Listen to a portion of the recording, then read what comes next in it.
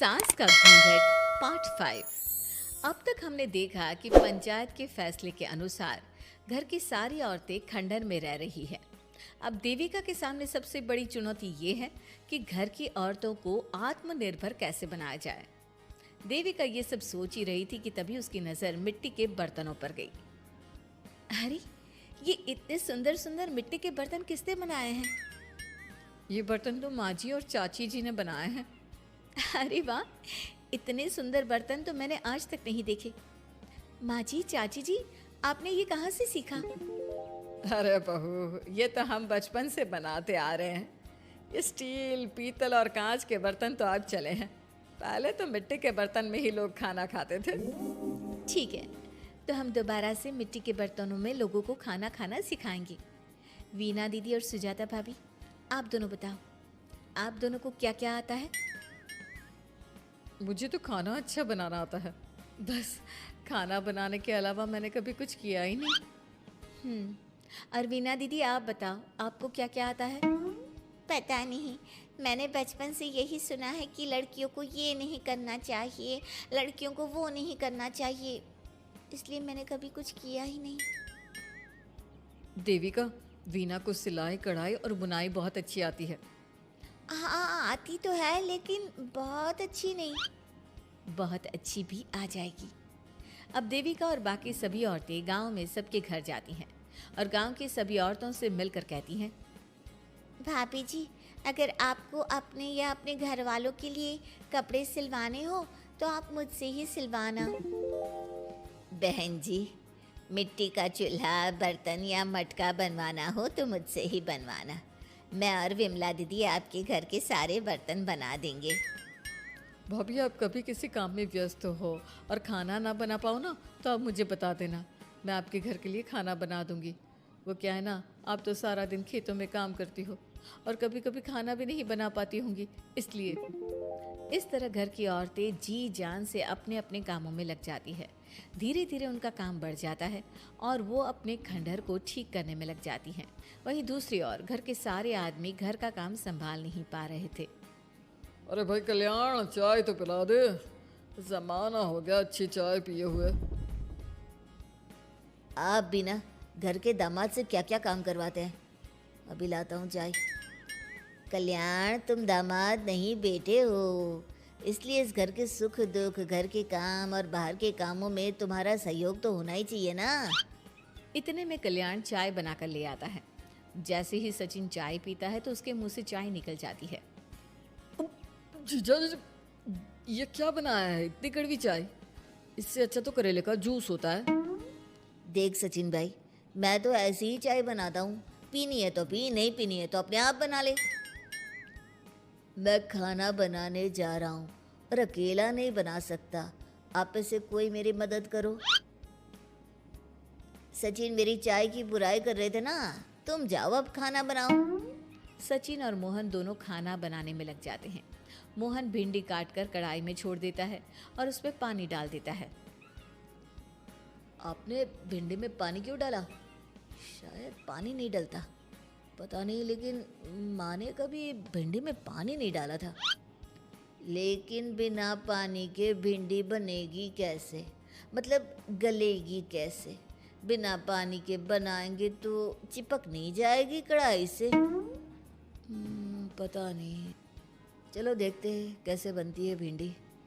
भैया, कितने दिन हो गए ना अच्छा खाना खाए हुए। खाना तो सुजाता बनाती है, इतना मज़ेदार खाना कोई और बना ही नहीं पाता। सचिन और मोहन खाना तैयार करके ले आए। सभी आदमी खाना खाने लगे। खाना बना तो बहुत बुरा था, लेकिन किसी ने बिना कुछ कहे खाना खा लिया। तभी जोगिंदर ने कहा, घर की हालत कितनी बुरी हो रही है, जगह जगह जाले लगे हैं। 2 दिन से तो किसी ने झाड़ू भी नहीं लगाई घर की। हाँ, और घर में गंदे कपड़ों के ढेर लगे हैं। मेरे पास तो ये आखिरी कुर्ता ही बचा है पहनने के लिए। कल्याण, मोहन, तुम किसी नौकर को रख लो ना। हमने 1-2 लोगों से बात की थी नौकर के लिए, लेकिन कोई घर में काम करने के लिए तैयार ही नहीं है। गांव के सभी लोग खेतों में ही मजदूरी कर रहे हैं। घर के सभी आदमी घर के काम में लगे रहते हैं, तो वो अपने खेतों पर भी ध्यान नहीं दे पाते और उन्हें हर महीने आर्थिक रूप से नुकसान उठाना पड़ता है। धीरे धीरे उनके घर की हालत खराब होने लगती है। एक दिन कल्याण सबसे कहता है, घर को तो औरत ही संभाल सकती है, हमारे बस का नहीं है घर संभालना। हमें किसी तरह से उस सब को वापस इस घर में लाना ही होगा। अरे कल्याण बेटा, पंचायत का फैसला था कि औरतें हमसे माफ़ी मांगे, लेकिन उन्होंने माफ़ी नहीं मांगी। अब हम उन्हें बुलाने गए तो उल्टा हमें ही अपनी अपनी पत्नियों से माफ़ी मांगनी पड़ेगी। हमें कोई ऐसा रास्ता निकालना होगा कि वो मजबूर हो जाए हमारे पास आने के लिए।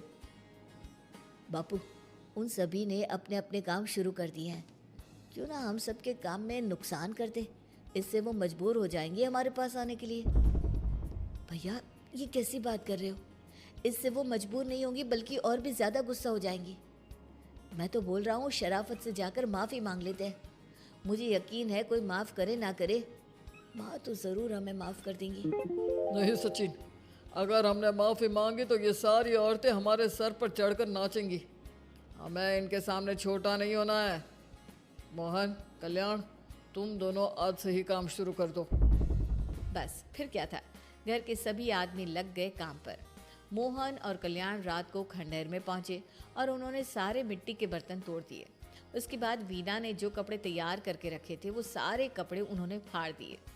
सुबह जब घर की औरतों ने ये सब देखा तो परेशान हो गई।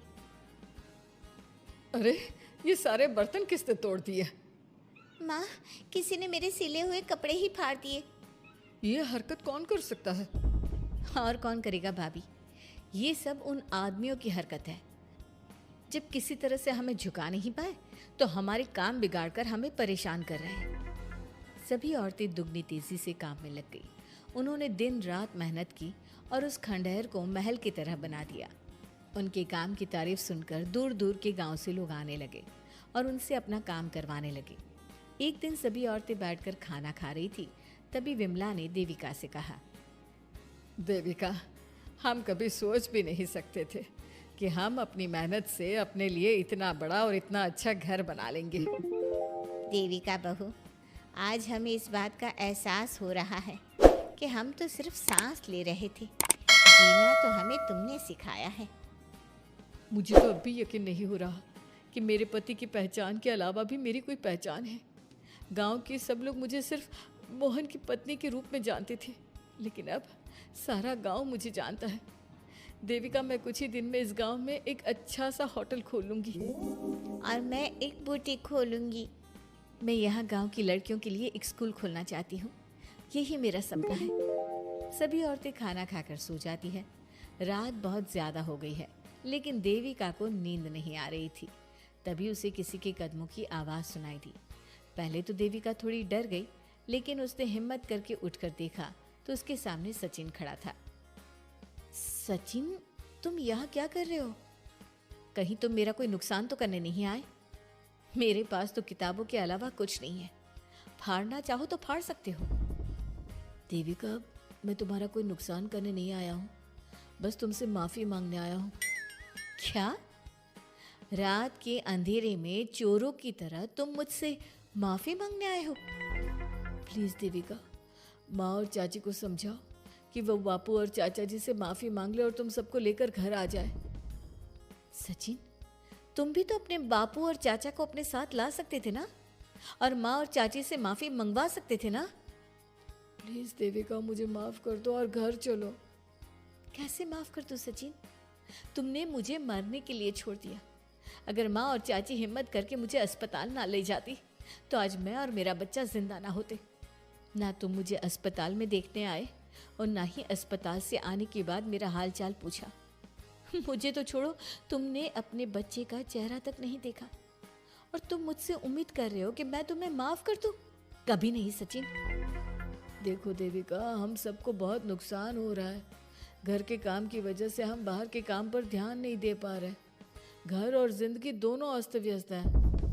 वो इसलिए कि तुम सब आदमी संगठित नहीं हो।